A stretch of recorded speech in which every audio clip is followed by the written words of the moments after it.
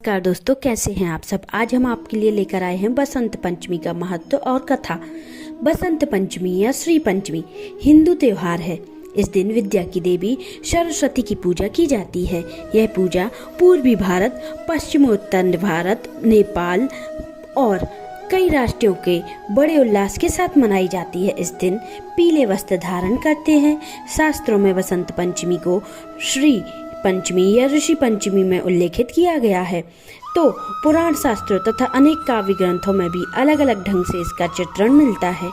प्राचीन भारत और नेपाल में पूरे साल को जिन 6 मौसमों में बांटा जाता है उसमें बसंत कहते हैं। बसंत मनचाहा मौसम है जब फूलों पर बहार आ जाती है। खेतों में सरसों का फूल मानो सोने जैसा चमकने लगता है और गेहूं और जौ की बालियां खिलखिलाने लगती हैं और तितलियां रंग बिरंगी हर तरफ मंडराने लगती हैं। और वसंत ऋतु का स्वागत करने के लिए माघ महीने के 5वें दिन एक बड़ा जश्न मनाया जाता है जिसमें विष्णु और कामदेव की पूजा होती है। यह वसंत पंचमी का त्योहार कहलाता है। पौराणिक कथा के अनुसार सृष्टि के प्रारंभिक काल में भगवान शिव की आज्ञा से भगवान ब्रह्मा ने जीवों, खास तौर पर मनुष्य योनि की रचना की, लेकिन अपनी सृजना से वे संतुष्ट नहीं थे। उन्हें लगता था कि कुछ कमी रह गई है, जिसके कारण चारों ओर मौन छाया रहता है। हालांकि पुराण ऋषियों और अपना अपना अनुभव है, यह हमारे पवित्र संत ग्रंथों में मिलता है।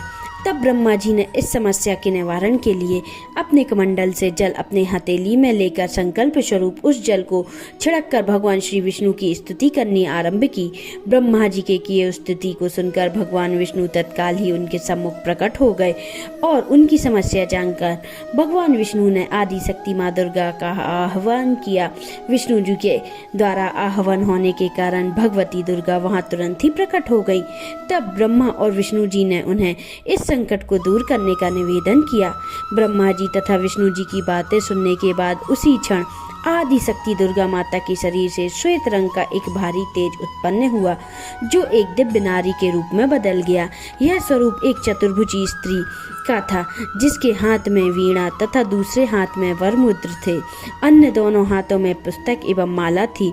आदि शक्ति श्री दुर्गा जी के शरीर से उत्पन्न तेज से प्रकट होते ही उन देवी की ने वीणा का मधुर नाद शुरू किया, जिससे संसार के समस्त जीव जंतुओं को वाणी प्राप्त हो गई।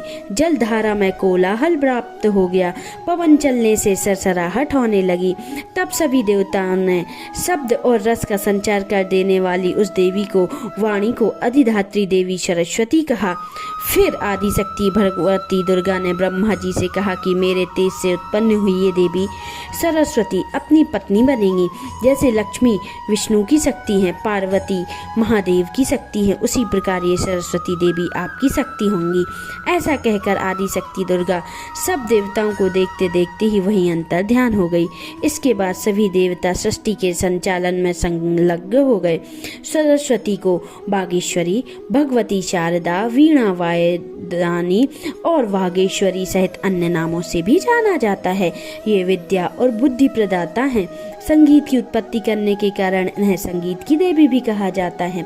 बसंत पंचमी के दिन इनको प्रकट उत्सव के रूप में मनाते हैं।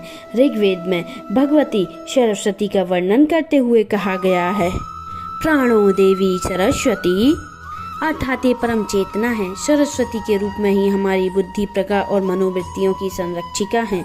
हम में जो आचार और मेधा है उसकी आधार भगवती सरस्वती ही हैं।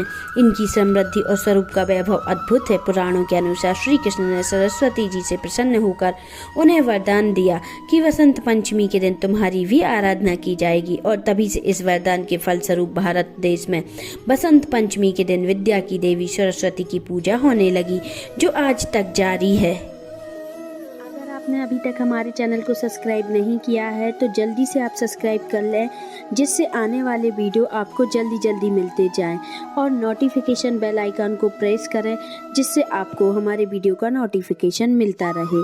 और लाइक और कमेंट करना ना भूलें। आप सभी को नमस्कार।